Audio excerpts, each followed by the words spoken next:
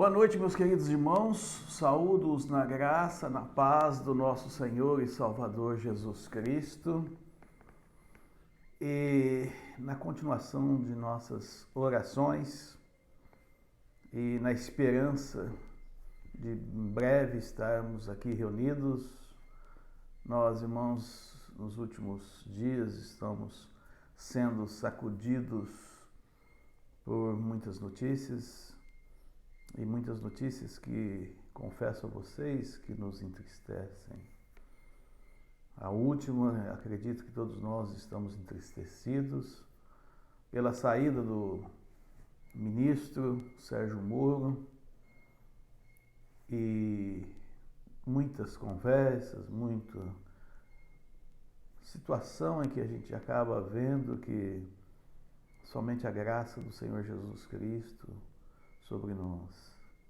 Eu sempre disse aos irmãos que eu sou otimista por natureza e, primeiramente, nós entendemos que toda autoridade constituída é determinada por Deus e, portanto, Deus está no controle de toda a situação. E nós, como todos os brasileiros, ou os brasileiros de bem, tinham um desejo de que esse novo governo, que já não é mais novo, pudesse trazer a esperança para nós brasileiros, pois nós estamos cansados de tanta corrupção, de tanta bandalheira, e a nossa oração, nós como cristãos, esperávamos que este governo desse fim à questão de corrupção.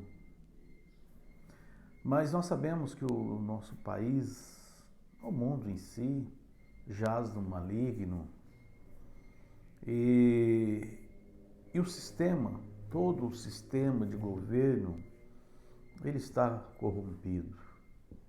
Então fica difícil para nós termos esperança, e eu não quero aqui deixar de ser otimista, quero continuar sendo otimista, de que o nosso país venha mudar e ser um país mais justo. É bem verdade que muitos podem até dizer, mas outros países são piores ou outros países são melhores. Isso é verdade, são fatos constatados. Mas, meus queridos irmãos, o que eu posso dizer a vocês, na minha agora decepção desses últimos acontecimentos, é que a gente continue a orar.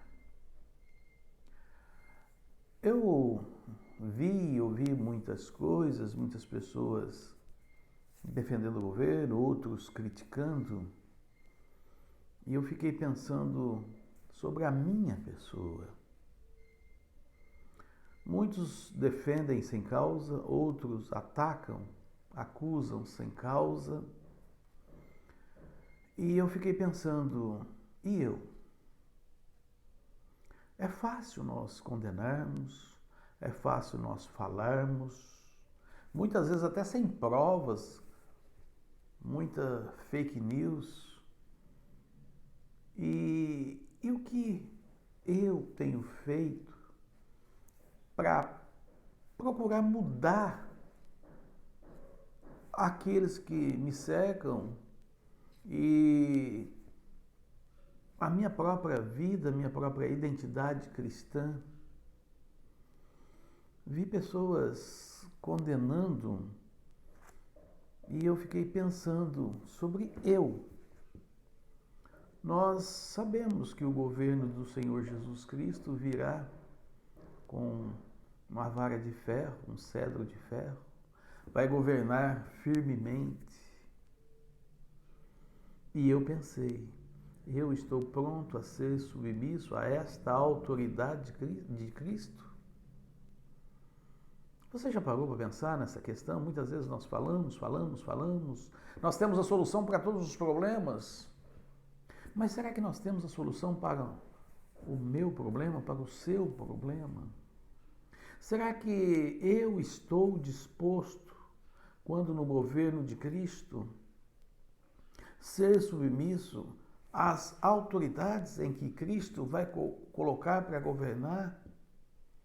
Porque a Bíblia diz claramente que nós voltaremos com Cristo para governar com Ele. E será que eu, Antônio Carlos, pastor Antônio Carlos, estarei disposto e submisso à autoridade a qual Cristo vai colocar sobre a minha pessoa? Porque nós sabemos que quem vai governar, quem vai reger é Cristo. E nós estamos submissos à vontade de Cristo. Mas muitas vezes eu, como pastor, tenho visto dentro das igrejas muitos membros que não são submissos ao pastor e dizem que são submissos a Cristo. Vocês percebem que aí já começa algo interessante para a gente analisar e pensar? Irmãos, eu não quero delongar sobre essa questão, é apenas uma colocação que eu faço a vocês e para que a gente esteja orando em relação ao que nós ouvimos, ao que nós falamos e, na verdade, o que as Escrituras nos ensinam e nos mostra. Falando em Escritura, a palavra de Deus é uma fonte inesgotável de conhecimento e instrução. Porém, em especial, irmãos, a passagem da qual servirá de base para o tema da nossa discussão e vou trazer aos irmãos nesta noite, faz com que nós venhamos a refletir a sabedoria do Senhor Jesus Cristo. E isto vai nos mostrar como deve ser realmente o procedimento cristão.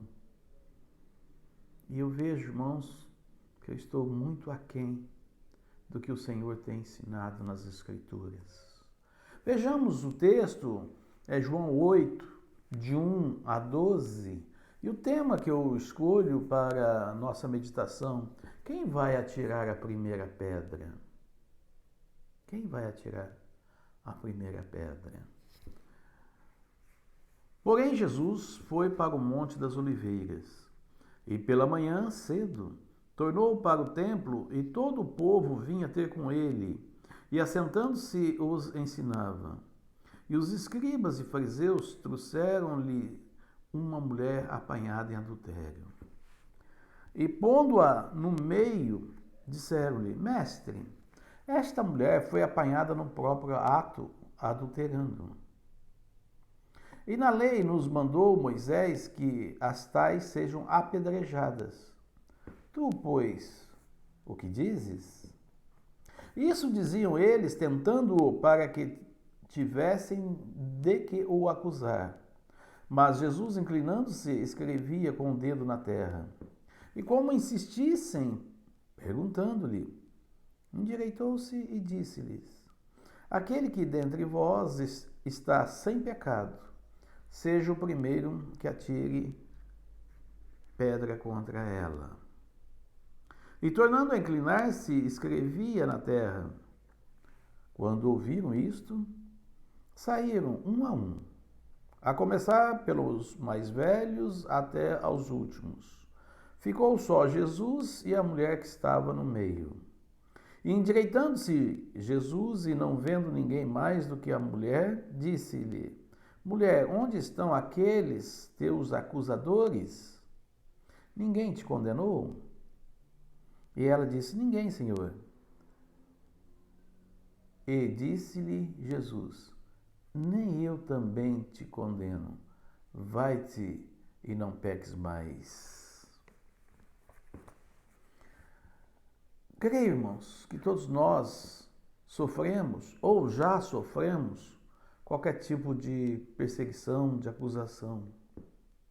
Quando nós somos alvos de perseguição, lá no trabalho, na escola, no convívio social, de um vizinho, de uma vizinha, e até mesmo, irmãos, de um parente próximo, nós sentimos a perseguição na nossa pele, sentimos que somos ou fomos injustiçados.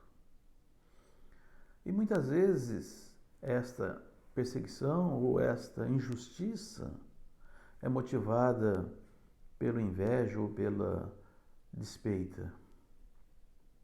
A perseguição dos escribas, dos fariseus, saduceus e sacerdotes, estes eram os grupos religiosos que dominavam no Novo Testamento, nos tempos do Senhor Jesus Cristo. E eles perseguiam a Jesus. E vindo Jesus, começou a mostrar as práticas erradas as quais eles faziam. Jesus começou a criticá-los duramente por suas atitudes que não condiziam com a função da qual deveriam exercer.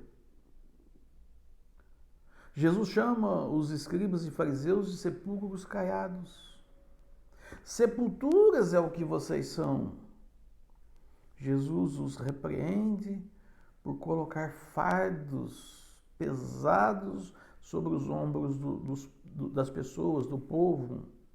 E nem ao menos com um dedo eles queriam carregar esse mesmo fardo. Estes religiosos iam à casa das viúvas e as exploravam.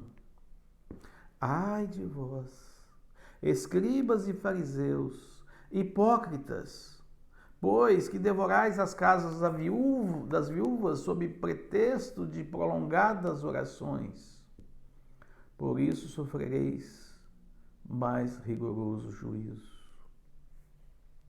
Os sacerdotes exploravam a boa-fé do povo, pois eles iam até o templo para adorar e para oferecer sacrifícios, algo tão comum naquela época e ainda algo comum para os muçulmanos e para os judeus que sacrificam animais, pois eles não creem que o Cordeiro perfeito já veio sobre a terra. E naquele período eles levavam seus animaizinhos, bodes, ovelhas, cordeiros, novilhos. E é interessante que esses animais, por mais perfeitos que eram, não serviam para ser oferecidos em sacrifício. Porque os sacerdotes diziam, olha, esses não podem ser oferecidos. Nós temos os nossos aqui para vocês comprarem. E eles deixavam os seus animaizinhos para os sacerdotes e compravam os que os sacerdotes vendiam. E assim ia acontecendo de forma a explorar a fé daquelas pessoas que iam para adorar. E Jesus não deixava de mostrar os erros desses falsos religiosos, o que veio a se tornar um empecilho para eles mesmos. Jesus se tornou um empecilho, Jesus se tornou uma pedra no sapato deles.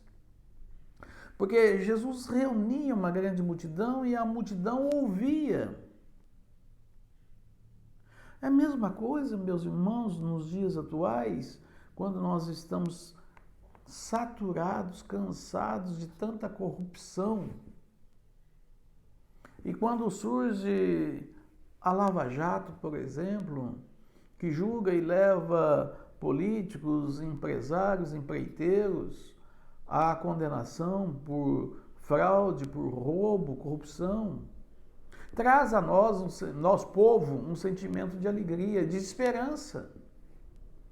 Quando um candidato ou um presidente, ele ganha a eleição e ele diz que está pronto para lutar contra a corrupção, traz a nós um alento e um sentimento de alegria, porque nós sabemos que a corrupção, ela tira hospitais, a corrupção tira escolas, a corrupção tira tudo aquilo que seria para o bem comum da sociedade. E nós, como brasileiros, queremos o melhor. Tanto nós estamos vendo a falta de hospitais e de leitos que esta pandemia está mostrando. Na verdade, esta quarentena, da forma como está acontecendo, Não é por causa de um sentido em si de segurança ou de saúde. É porque não existem leitos suficientes para aqueles que precisarem ir. Então, eles vão estendendo a quarentena para que não exceda o limite de leitos que existem no país. No Amazonas, como nós estamos vendo, um estado pobre, onde falta leitos, falta hospitais, falta médicos, já está um problema grave. Rio de Janeiro, que deveria ser um estado rico, mas infelizmente o que nós vemos e constatamos? A falta de leitos, a falta de hospitais e a falta de médicos. E quando vem uma epidemia, uma pandemia, acontece o que está acontecendo agora. Nós sabemos, nós somos povo. O povo sabe.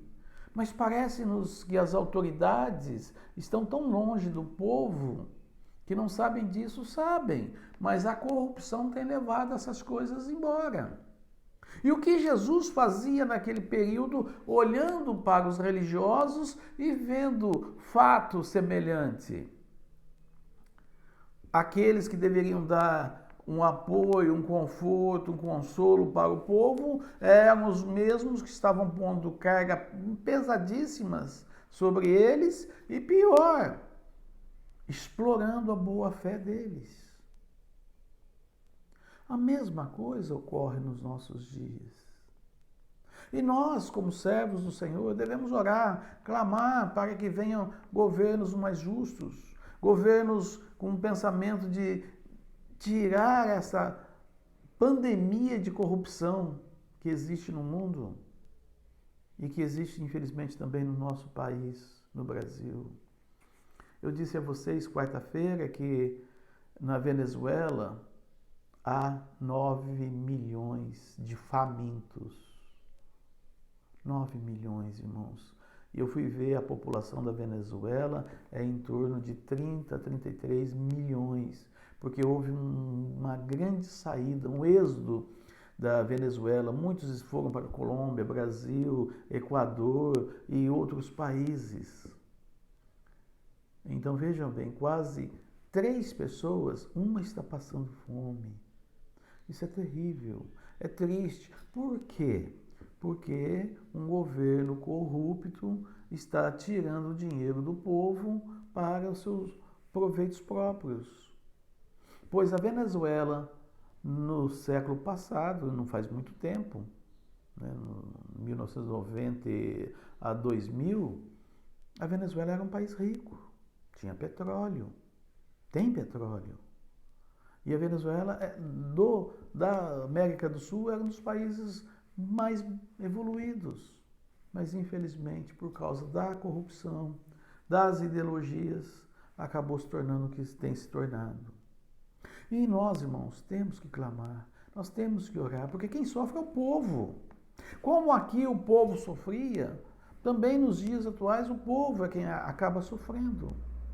E nós precisamos falar, nós precisamos mostrar às pessoas. E como é difícil para nós. Como é difícil nós fazermos as escolhas com os candidatos que surgem, que aparecem. Mas eu não quero continuar falando sobre essa questão de política brasileira. Eu quero que nós pensemos no que as Escrituras nos ensinam. Eu quero que nós comecemos a olhar o governo do Senhor Jesus Cristo que nos é proposto. Continuando aqui, irmãos, neste caso que estava ocorrendo em específico, uma mulher que foi pega em adultério. É interessante nós vermos que antes deste ocorrido, o versículo 1 diz: porém Jesus foi para o Monte das Oliveiras e pela manhã cedo tornou para o templo. Jesus estava na madrugada no Monte das Oliveiras orando. Muitas vezes nós tomamos decisões e não oramos. Vocês já perceberam? Acontece comigo e acredito que acontece com vocês, que nós tomamos muitas decisões no dia. E decisões que nós oramos, que nós colocamos diante de Deus, e fazemos esta decisão pelo que Deus nos direciona. E decisões que nós fazemos pela nossa própria cabeça. Nem oramos, ou até mesmo falamos, se Deus quiser vai dar certo. Não, nós temos que orar. Qualquer atitude, ou qualquer fato, ou qualquer coisa que nós vamos fazer, vamos estar orando para ver qual é a vontade do Senhor. É tão bom acordar no meio da madrugada. Eu antes pensava, eu estou perdendo o sono. Não perdi o sono. Eu estou ganhando a oportunidade de orar, de falar com Deus. E para a gente orar, para a gente falar com Deus, a gente percebe que enquanto estamos ali na busca da presença de Deus, tantas coisinhas querem tirar o nosso pensamento, a nossa reflexão para com Deus, quer nos desviar da atenção de coisas e fatos que já aconteceram ou que a gente fica pensando que vai acontecer durante o dia. Jesus estava orando no Monte das Oliveiras, com certeza, em vigília, e de manhã cedo ele vai até o templo. E lá acontece este fato. Os religiosos pegaram aquela mulher e levaram até Jesus. Algo gravíssimo aquela mulher havia feito. Tão grave que era digno de apedrejamento. Mas, meus irmãos, eu fico pensando um pouquinho. Aquela mulher, ela foi pega em adultério. Ela estava adulterando. Com quem? Cadê a outra parte que estava também cometendo o adultério? Porque só ela foi levada até a presença do Senhor Jesus Cristo e o homem com o qual ela estava em adultério não foi levado. Por que olhar só para um lado da situação e não olhar para os dois lados? E como nós já falamos, o povo, ao saber que Jesus estava no templo, foi e ali estava. Porque com certeza muitos diziam, olha, hoje Jesus vai estar no templo e vai pegar no pé dos fariseus, vai falar umas verdades para aqueles hipócritas. E aí eles constatam e vejam um fato interessante. Eles, os fariseus, apresentam para Jesus esta mulher. Mas o alvo deles não era condenar a mulher. Que para eles apedrejar aquela mulher que estava cometendo adultério era fácil. Vai ver quantas pessoas eles já pegaram em adultério, levaram para fora da cidade e apedrejaram. Porque estava na lei de Moisés que uma mulher pega em adultério deveria ser apedrejada. Mas o homem também deveria. A ideia deles não era apedrejar em si a mulher. A ideia deles era colocar Jesus numa situação difícil. Colocar Jesus numa armadilha. E os escribas e fariseus viram ali uma grande oportunidade de acusá-lo. Se Jesus defende a mulher, eles iriam condená-lo, baseando-se na lei, que era obedecida e seguida pelo povo. O que eles queriam é que Jesus falasse alguma coisa contra a lei e automaticamente o povo falando, mas Jesus não está seguindo a lei. Pois a mulher era a culpada. E a lei era clara. Esta mulher deve ser apedrejada. Mas por quem? Quem vai atirar a primeira pedra contra ela? Se Jesus condenasse a mulher, eles teriam motivos para dizer que Jesus não é quem dizia que era. Ou seja, o próprio Filho de Deus, que veio ao mundo para perdoar e salvar o pecador. E se ele veio para salvar o pecador, como ele condena a mulher a que seja apedrejada?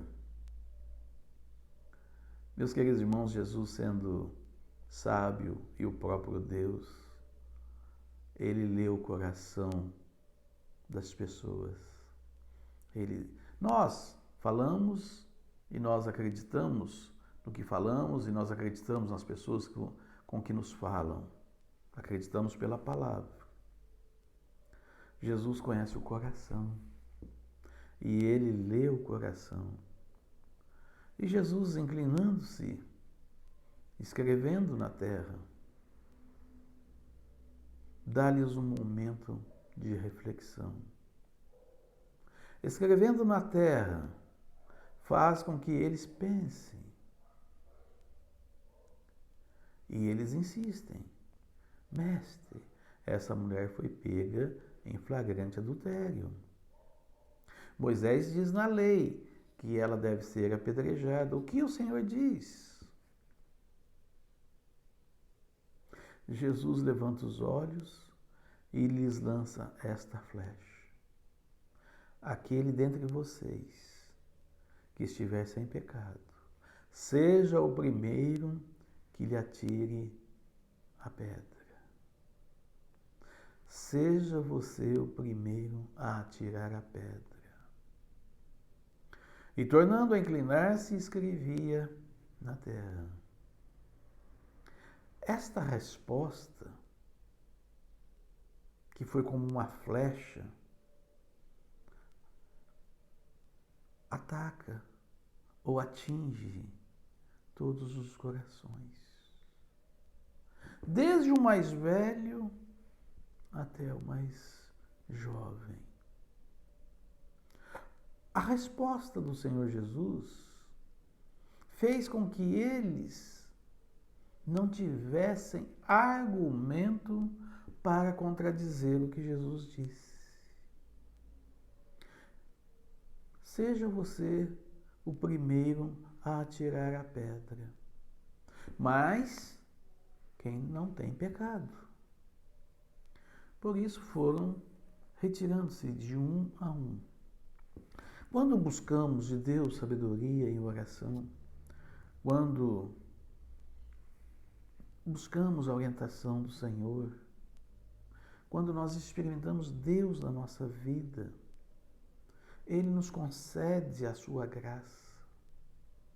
E quando nós formos atingidos por armadilhas ou tocaias que nos colocam no caminho, e a primeira coisa que nós fazemos é falar o que está na nossa mente.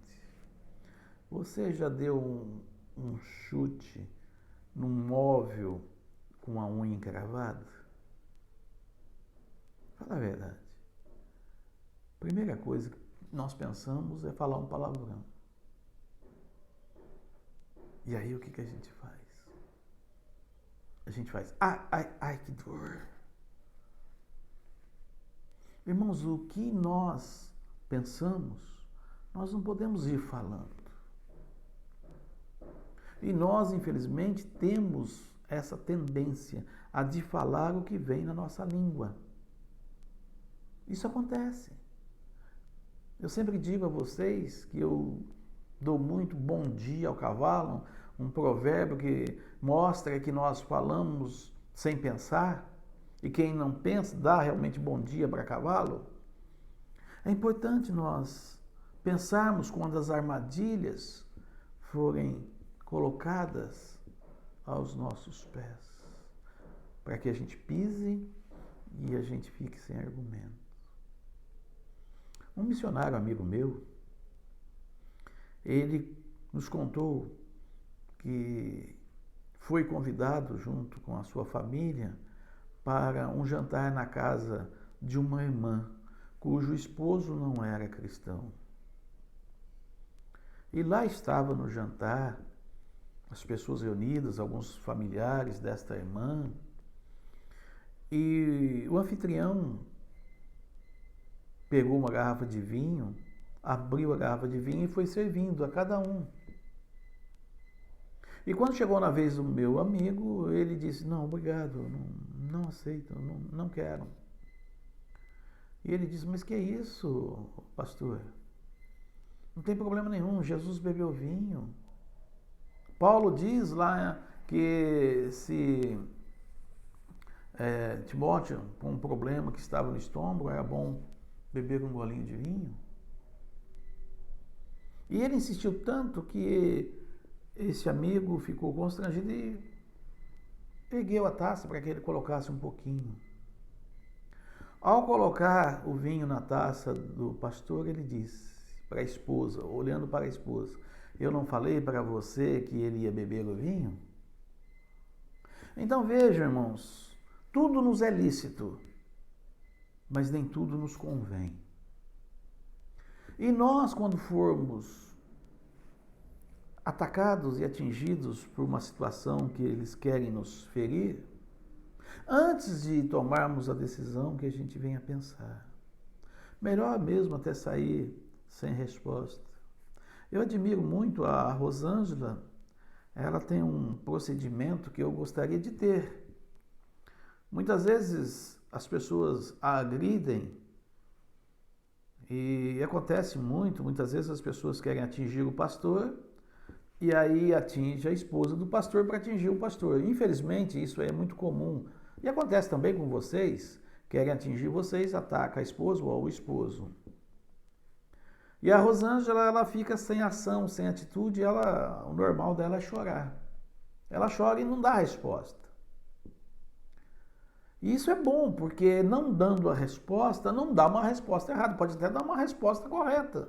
Mas a tendência normal e natural é a gente dar uma resposta errada, até mesmo ofendendo mais as pessoas. É aquele ditado que se você agride, automaticamente você vai ser agredido. E nós, como cristãos, não devemos proceder assim. Se formos agredidos, que nós devamos levar a agressão. Então, quando Jesus dá a resposta a eles, de aquele que não tem pecado que atire a primeira pedra, eles vão embora. E Jesus fica ali, só com a mulher. Ele, Jesus, poderia sim atirar a primeira pedra. Ele sim poderia condená-la, pois ele não tinha pecado. Mas foi o que Jesus fez. Quando nós olhamos e constatamos o Evangelho do nosso Senhor e Salvador Jesus Cristo, nós vemos exatamente que Ele, Senhor, veio aqui à terra por causa do meu pecado, do seu pecado. E para que tirasse o meu pecado e tirasse o seu pecado, era necessário que ele, Jesus, não tivesse pecado. Portanto, ele não iria tirar a pedra naquela mulher. Logo, ele mesmo, Jesus, foi condenado pelos meus pecados, pelos seus pecados. Ele foi julgado por homens indignos.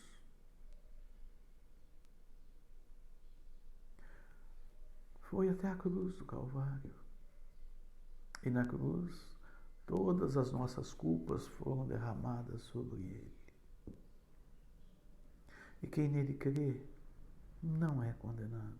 E o Senhor Jesus diz àquela mulher, nem eu te condeno. Vai, não peques mais. Meus queridos irmãos, que nós, no transcorrer da semana, possamos olhar as Escrituras e ter um coração meigo, coração mais humilde. E quando ocorrer algo contra você, mesmo que seja injusto, mesmo que seja algo praticado que você considera uma injustiça, não responda. Coloque diante de Deus. Pense, medite. E ore também, meu querido irmão, minha querida irmã, pelo seu pastor, para que eu também tenha essa atitude. Eu desejo muito ter essa atitude. Muitas vezes a gente tem um raciocínio rápido, é normal, natural, a gente já dá a resposta. Mas não é o correto. Não é assim que as Escrituras nos ensinam. Nós temos que parar, pensar, analisar e fazer conforme a vontade perfeita do Senhor Jesus Cristo. E eu quero encerrar, meus irmãos, como eu abri falando sobre a questão do nosso país, eu quero que vocês orem pelo país, pelo presidente, pelos governos, pelo governador, pelo prefeito, por todas as autoridades. É muito fácil nós condená-los por suas atitudes. Mas se nós estivéssemos no lugar deles, quais as atitudes que nós tomaríamos? Porque se nós tomamos uma atitude, ou se eles tomam uma atitude, são criticados. Se eles tomam outra, são criticados. Mas que nós, como cristãos, eu apelo à questão de sermos irmãos em Cristo. Que oremos e que não percamos o otimismo de um Brasil melhor. O Brasil é um país maravilhoso, lindo. Tudo que se planta, se colhe. O Brasil é um país bonito pelas suas pessoas, são trabalhadoras. E nós, queridos irmãos, podemos um dia ainda ter orgulho de ver o nosso país com menos desigualdade, com menos pobreza, com menos corrupções e outras coisas que impedem o nosso país crescer. Porque nós desejamos e almejamos isso. Se o país afundar com o presidente que está atualmente, todos nós vamos afundar juntos, vamos sofrer juntos. Ainda para ajudar, tem essa pandemia que vai causar milhões de desempregados sobre aqueles milhões que já existem. E nós precisamos manter a união. Que nós possamos pensar com carinho em relação a qual é a perfeita vontade do Senhor Jesus Cristo. Não atire a primeira pedra. Que nós possamos orar. Deus abençoe os amados irmãos. Amém? Tenha uma semana agradabilíssima na presença do Senhor Jesus Cristo e do Espírito Santo. E eu creio piamente, irmãos, que logo nós vamos estar nos abraçando. Deus abençoe os amados.